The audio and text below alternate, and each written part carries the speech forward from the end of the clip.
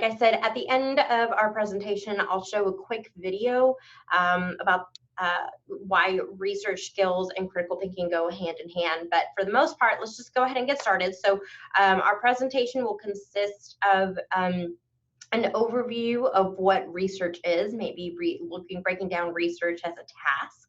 And then we'll talk about the 6 research skills that every student needs to know. For here at UNT Dallas, if you transfer, you go to college anywhere else, and particularly if you're looking or thinking about graduate school. So, overview of research tasks. What is the purpose of research, right? So the purpose of research is to seek an answer or answers to a particular question. That question might be a question that your faculty members ask of you, or that might be something that you have that you want to ask and find answers to in your field or about a particular something, right? Usually research takes, or you try to find an answer to a question that has, hello, welcome. So we just got started, so thanks for joining us. We're thinking about the overview of the research. So again, research is asking, the purpose of research is to seek an answer or answers to a question, right? What we were talking about earlier is that what we really want to do is try and find an answer to questions that maybe haven't been asked before. That might not always be the case, but if we can make it the case, then that's what we want. Sometimes a single or an all-encompassing question may not be obtainable, right? One question may not be attainable, but the research stakes a claim to some answer to the final written product. So the important thing about research is that you, as a researcher, are kind of putting your name out there and saying, I am part of this topic and I am kind of staking a claim. I am joining the table. Something I always tell students is that research gives you an opportunity to be part of the conversation. And the example I give is always, when you're at the dinner table, do you want to be the dinner or do you want to be part of the conversation? If you really don't know about your subject, then you're probably going to get eaten in many ways. But if you know about the subject and can contribute to the conversation, then you'll do just fine. So an example of a good research question, right?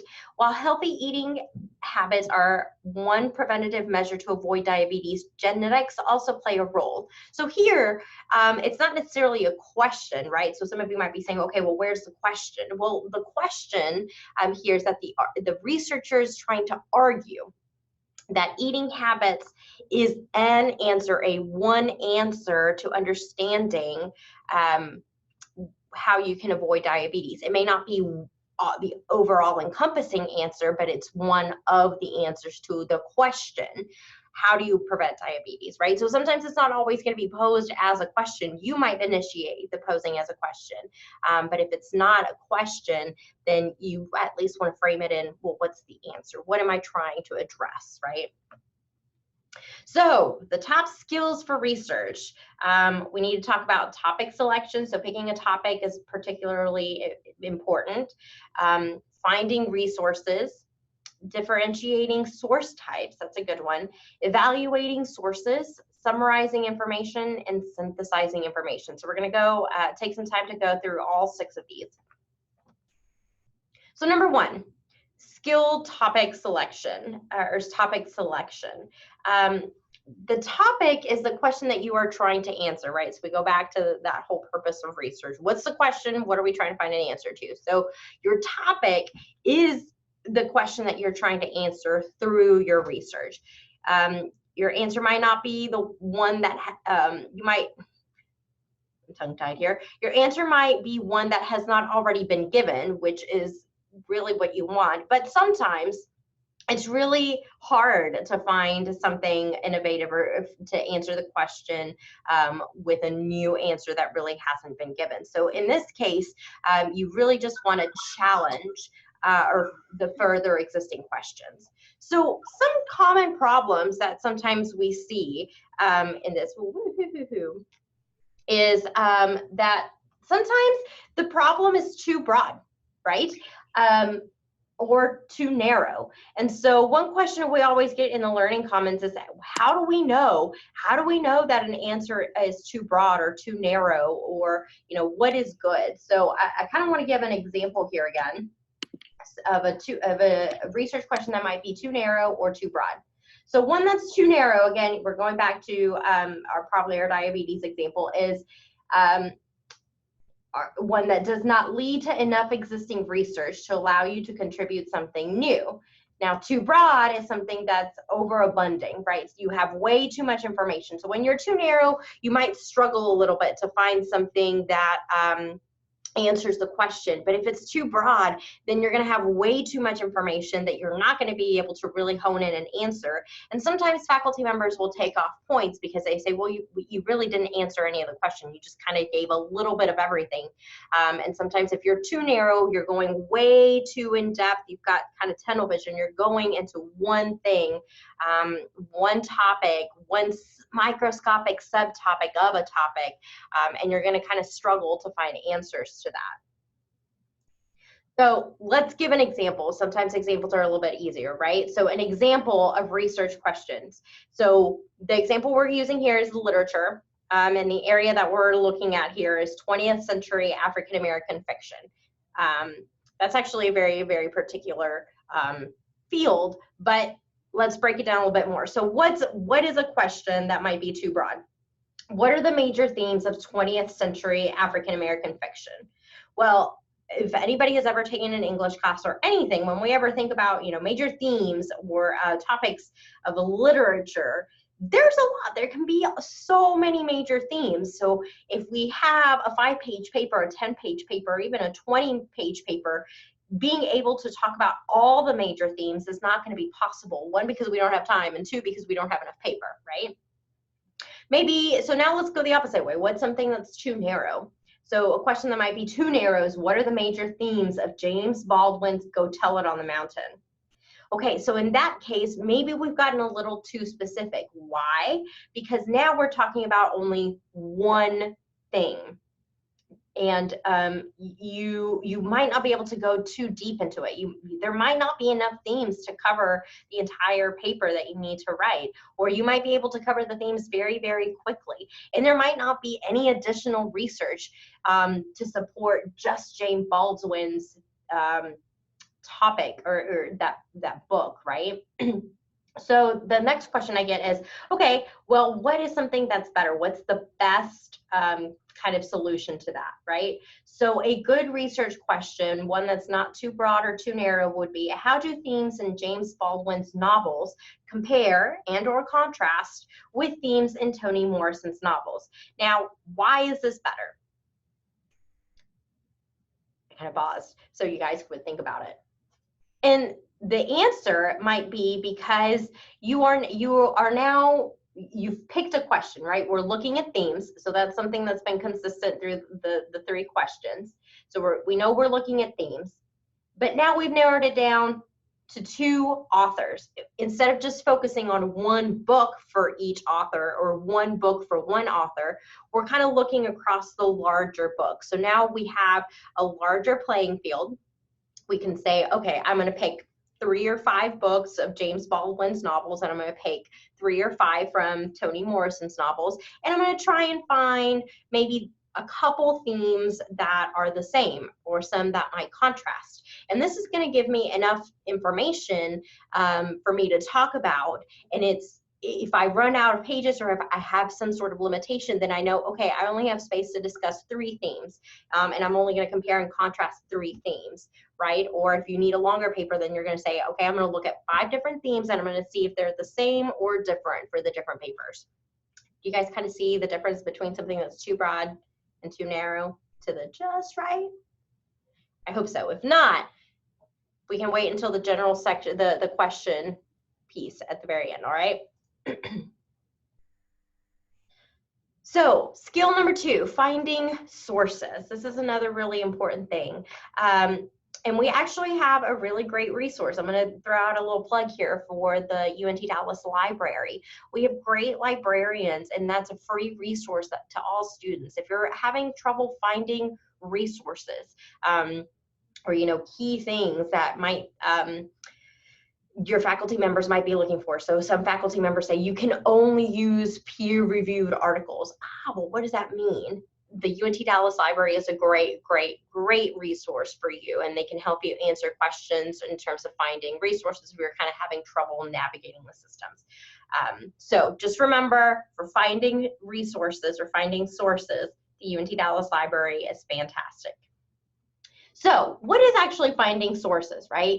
It's the process of finding articles or books or blogs, whatever kind of physical source that you might need, that's going to help you assist in answering your questions. And as I just listed, you probably noticed that I didn't just focus on articles. You can use different types of resources, but remember that your sources need to be credible, and we'll talk about that a little bit in the next slide. But your sources need to be credible.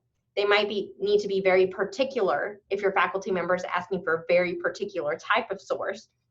And then you want to have credible sources, and you want to make sure that they're sources that are going to help you answer your question. So the sources can either be physical and or digital, right? So physical is when we have maybe a book, but digital is online articles, maybe they're blogs or vlogs, or YouTube videos, or the digital library that UNT Dallas has, right? Digital resources have actually become the norm just because they're much more accessible, right? We all have access to the internet. We can't all be carrying books. We actually don't carry books. We probably all just carry mobile devices now that help us look at those digital resources. So that's why we're kind of stepping away, particularly here at UNT Dallas, we're going away from those physical books to the digital resources. It's just much more practical. Google search and Wikipedia are other good sources. There's actually a good place to start your research. And it's a good place to start thinking about your topic, but it is not a good resource to cite. It's not the #1 thing that you need to use, and you definitely are going to have some trouble finding credible sources if you just go to your typical Google search, right?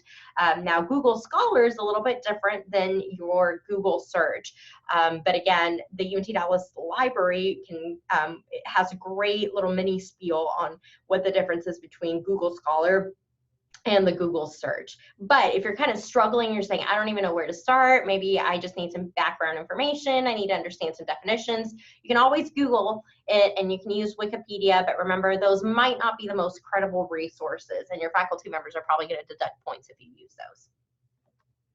And finding sources is kind of the basis point for your research, right? Because if you start doing research, if you start looking at sources and you realize there are no sources for your particular niche, then that might lead you back to skill #1.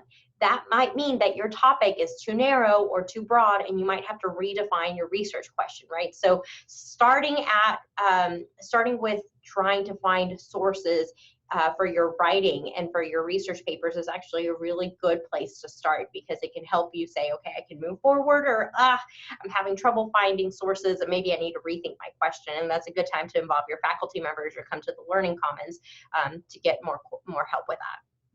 So skill #3, differentiating source types, right? We just talked a little bit about the difference between Google, just a traditional Google search, and Google Scholar. Those can lead you to the different types of sources. And we also know that there's different types of sources out there, right? If we get sources from a credible, reputable medical website, right? It's totally different than going to, let's say I had a blog and I start talking about my symptoms and I tell you without having a medical degree, this is what I think you have and this is how you treat it, right? So I'm not saying that one source might be better than the other, although it probably might be, but there's just different types of sources out there. And so it's going to be very, very important for you to understand first what type of sources you need, and then you can go look for those. You should always try and privilege or try and go first for the scholarly articles or books, right? So something that's peer reviewed, something that's been kind of looked through a very narrow telescope and been looked at by experts in those fields that can say, yes, this is a credible paper, or a book written by somebody who's very knowledgeable about that topic. But sometimes other sources might be really good, right? So, and it depends on the topic that you're looking at. So you might want to look at book reviews. Is your area of topic something that you might need to rely heavily on newspaper articles, or now they're all digital, or CNN, a video, or things like that. So you can break down these different source types. Again, there's many different types of source types, but you need to know kind of the difference between all of them, right? And then you also want to differentiate the difference between primary and secondary sources. So this is something that we get a lot of questions about in the Learning Commons. And again, the UNT Dallas Library can help with this. But so when we mention the difference between a primary and a secondary source, a primary source is somebody who gives the information first, right? So if we think about like the telephone game, right? When we used to play this when we were young, we had the one person. I would start with an idea and it would be my thought, my words, and I would pass it on to the next person. Well, I'm the primary source of information, right? Because the information or the words are coming from me. And then the second person who would get it would be the secondary source. Now, the secondary source, like that second person, as we know when we play the telephone game, may or may not hear it right, may or may not have different intentions, is what I wanted to say. Or they might be thinking something totally different. So sometimes the information can get a little bit warped, right? And so again, depending on what your research topic is, you might want to know the difference between, am I getting the information directly from a primary source from the first person, or am I getting the information from somebody who's looked at that information already, digested it, and kind of come up with something else? You also kind of want to know by looking at these different sources because again, as college students, you have very short time, right? You have a lot of things that you have to do. So it'll help you determine whether you have to actually sit down and read, if you can skim it or you can skip it, right? So if it's not a credible source, or if it's something that might not be useful for you, then you can go ahead and discard it. You can look at the abstract. You can just kind of very quickly look at the article and see, yeah, this might be something that might be helpful, or say, this is definitely not helpful for me. And the abstracts are very useful. So if you're looking at those scholarly articles or books, look at those very quick, they're one paragraph summaries, and it'll tell you exactly what you're looking at. Instead of wasting your time reading the entire article just to get to the end and say, oh, that was useless, look at those abstracts to make sure that what you're looking at and the information that you're getting is what you need. So I've been kind of mentioning this evaluating sources, right? Why is this so important? I'm sure you probably heard this thing kind of happening in the media and in today's society about fake news, right? Well, fake news is not really just a political thing. Fake news has been out there for a very long time. And so what you want to look at when you evaluate sources is the information credible? Is it coming from a source that's credible? Or is it just coming from, Joe Bob or Paulina, who doesn't really have any information on this or has no credibility on this? And then other ways that you can kind of see about evaluating sources is, what's the date of the research, right? So some fields consider certain data out of date. So something that might have been written 5 years ago might already be old. Let's take the medical field or the engineering field, right? That's constantly evolving. So something that's 5 years old might not be credible. It might not be useful. Education or sociology might be a little bit different. Technology is constantly evolving. So that's another one where the date might be very important. Now, literature, it might be something that the date doesn't really quite matter, but still be very, just have that awareness of that date of the research and why that may or may not be important. And your faculty members might play a very important role in that. They might tell you, I want sources that are not older than blank years, right? So that's a good question to ask your faculty members when you're kind of starting to do this research. Methodologies.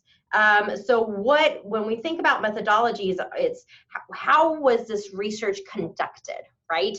And so when we look at those things, when we start really looking at the methodologies part and how they conducted that research or the methods, it can be a little bit tedious to read, but it's actually important because it might help us understand, well, there were limitations to the study. There's a big difference between running a medical study or you know, an educational study and including 5 people in it versus maybe surveying 100, 1,000, 5,000 people, right? So looking at the limitations, looking at those, that accuracy for their methods that they use, and what kind of tools they use to measure their data is important. And sometimes it's very, very obvious. You can just kind of quickly read through and say, I don't think I can use this. This might not be good data. This might not be a credible research paper. And so again, you might just want to discard it and move on. Another thing that you want to look at in terms of sources, what are the results? Sometimes, you know, the research piece of articles, particularly of scholarly articles, can be really well written in terms of, you know, the literature review and the methodologies, but then they get to the results and it's kind of mumbled jumbled, right? So are they giving you an answer to what their research question was, or did they not get an answer? And you might not agree, and their results might not agree with your results, but can you use that result as part of your paper? Can you use that result as part of an argument to say, well, this contradicts my my result, and this is why that contradiction is important, right? But determining the strength of those results. Is it a valid result? Is it an important result? In other consistencies is really important. Oh, another one that's kind of obvious, but sometimes we forget about, is the article or the paper or the blog or the video, whatever you're using, is it relevant to your work? Sometimes we kind of go on these tangents, right, of like, I just need an article and I'm going to pull one line because I'm running out of time. But really, is that article or is that source relevant to your work or to your field? If not, you might need to consider looking for other sources. Again, credibility of authors, right? So there's a big difference between an expert in a field versus somebody who's just kind of spouting out their opinion and might be making fake news, right? And then there's other criteria that might be defined by your faculty member. Summarizing information. So this is where we kind of get into a little bit deeper information, right? So the first kind of 4 skills that we talked about were kind of preparing you for the writing process, right? We looked at picking a topic, making sure it wasn't too narrow, too broad, kind of the Goldilocks, like we want it to be just right. We talked about finding sources, how and where do we look at sources, evaluating sources, and making sure that that source is good, it's going to be helpful to our paper and we're not wasting time. And then we talked about the different types of sources, right?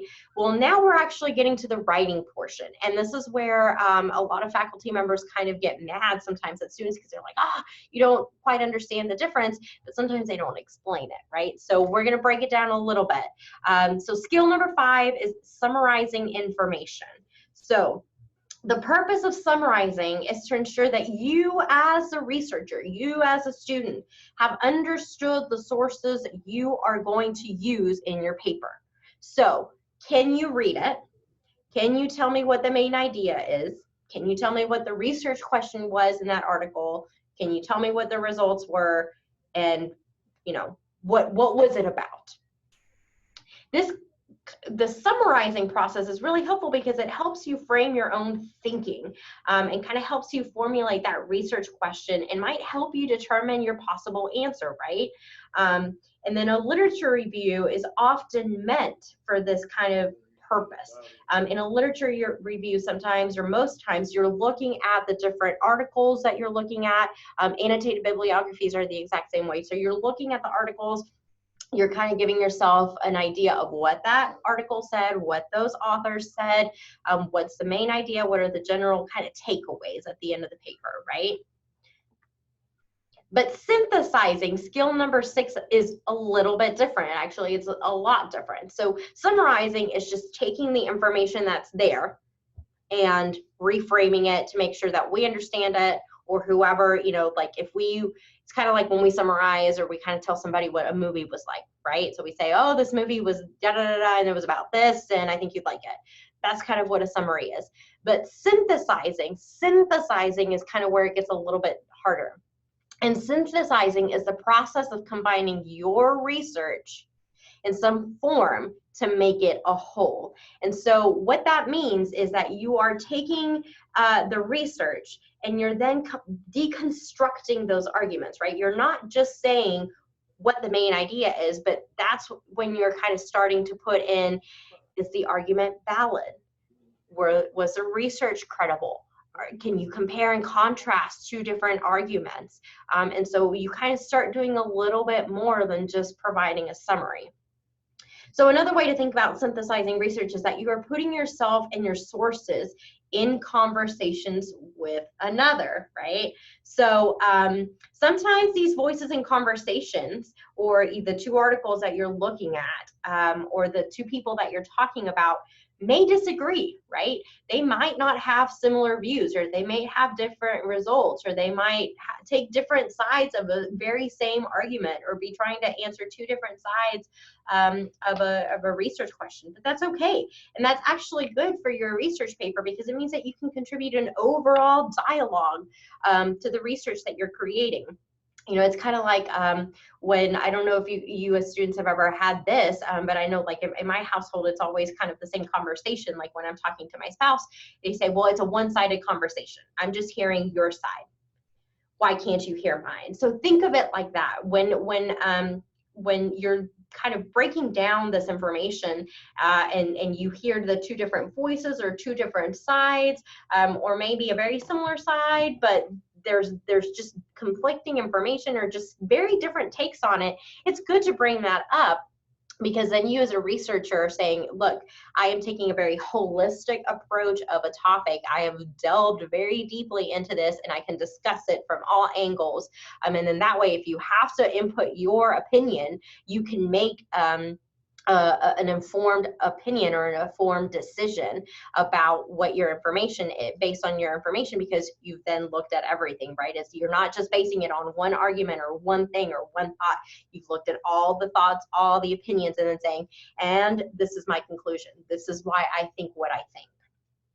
Synthesizing information can happen in a number of ways. So you can be organizing your literature review by topic, or by methods. And the next webinar that we do is going to be breaking down this literature review a little bit more, because it's a tough subject actually, and we're not going to get too far into this. But we do want to, you know, it can happen in many ways. So it can happen in your literature review, or it can happen when you're talking about your results. Or what your conclusions are. And so outlining your paper and what you're going to use in determining, you know, what sources can help you with that. So let's quickly go over, I want to make sure that we have gone over all the research skills. That's kind of the end of this PowerPoint. But again, I kind of want y'all to remember these 6 skills that we went through, and this won't be the last time we go through them. I'll go through them one last time before we completely disconnect, but we've gone through 6 skills that each college student needs to know. The first one is topic selection, making sure you pick your topic correctly, not too narrow, not too broad. Finding your resources, or finding your sources. How do you do that? Where do you look? Number 3, differentiating source types. How do you differentiate those sources, and why is it important to differentiate them? Evaluating your sources. So are they credible? And this is actually going to help you save time, right? On whether it'll help you determine whether you have to read the whole article, you can skip it, or you need to find something else. And then we get into the kind of the writing piece. Are you summarizing the information? So are you giving me an overview of what you read? Or are you synthesizing the information? Are you breaking it down? Are you looking at all sides? Are you doing compare and contrast? Are you going a little bit deeper than just here's the overall summary, right? So those are the 6 most important skills that each college student should need. Now, when we first started, I mentioned that I wanted to show a video about critical thinking. So a lot of times in college we hear, well, research skills are very important because it develops critical thinking, and critical thinking is important in the job world, but no one really talks about what critical thinking is. So I want to share a quick video with you about critical thinking and why it's important. Critical thinking is all about asking questions, the right questions, questions that help you assess both the meaning and the significance of claims and arguments.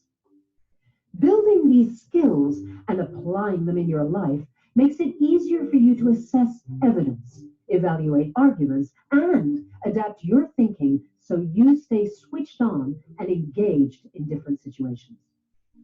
Critical thinking involves stepping back from a situation to enable you to see all the angles before making judgments or taking decisions.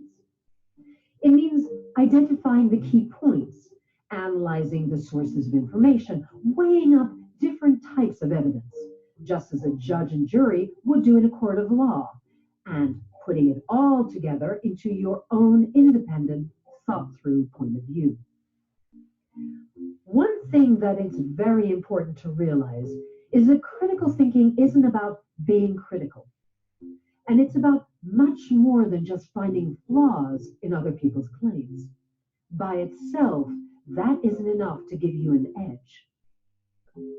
To be a true critical thinker means being creative, reflective, and adaptable, evaluating the evidence to decide for yourself what is accurate, what is relevant, and do I have sufficient information to take a decision on this topic? Thinking critically means taking a stand for yourself. It can be difficult not to be swayed by close family or friends' views on things, or certain beliefs that just feel right. But learning how to use these higher order thinking skills can help you to feel much more confident in your own opinions and conclusions. Critical thinking is also about a sense of discovery and excitement, not only about learning, but evaluating arguments to see how they stand up, and filtering for yourself what resonates as right or wrong. By using these techniques, you'll find yourself becoming a clearer, better thinker. McCat. So what I really liked about that particular video is that it actually goes through, if you notice, the 6 skills, right? It talked about evaluating sources. It talked about making inferred decisions, where are your resources. And a lot of students kind of struggle sometimes because they say, why is research important? Well, it makes you a critical thinker. And if you think about it, you actually might do research on a day-to-day basis, right? You probably do research before you buy something on Amazon, or you do research before you go see a movie or buy a book. And so those same things that you're looking at when you do those day-to-day researches and kind of thinking about critical thinking is something that you actually can apply to your academic life. It's the same skills. And then when you go into the workforce, you're probably going to be asked to make some sort of project or to oversee something, and being able to do this research and look to places where you might not have to reinvent the wheel, but you have a credible place to go look and see, okay, what's worked, what didn't work, where can I pick up the conversation and continue, and how do I base it, my argument, or I'm going to make a pitch at work, but I need credible information to kind of support me. That's where research comes into play on a day-to-day basis, and that's kind of where these skills come into play on a day-to-day basis as well. So I am pretty much finished with this presentation. I do want to open up the floor for any questions that anybody might have. And feel free to unmute yourselves and ask the question, or type it in if you are able to type in.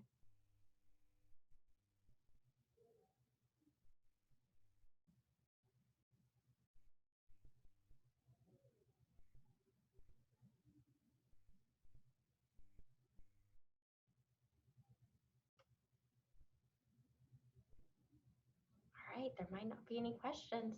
Well, thank you so much for joining us. I apologize for some of the technical difficulties that we might have had.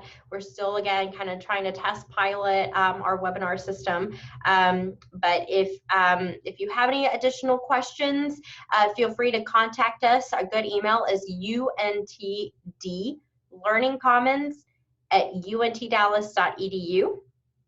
or learningcommons@untdallas.edu. Again, good email, learningcommons, all one word, @untdallas.edu. Or you can stop by the Learning Commons, stop by the Writing Center, and ask questions about this webinar. And again, remember to use your library. The library is an excellent, excellent, excellent way to get feedback, to ask questions, and to get help with determining your sources. So thanks so much. Have a great one.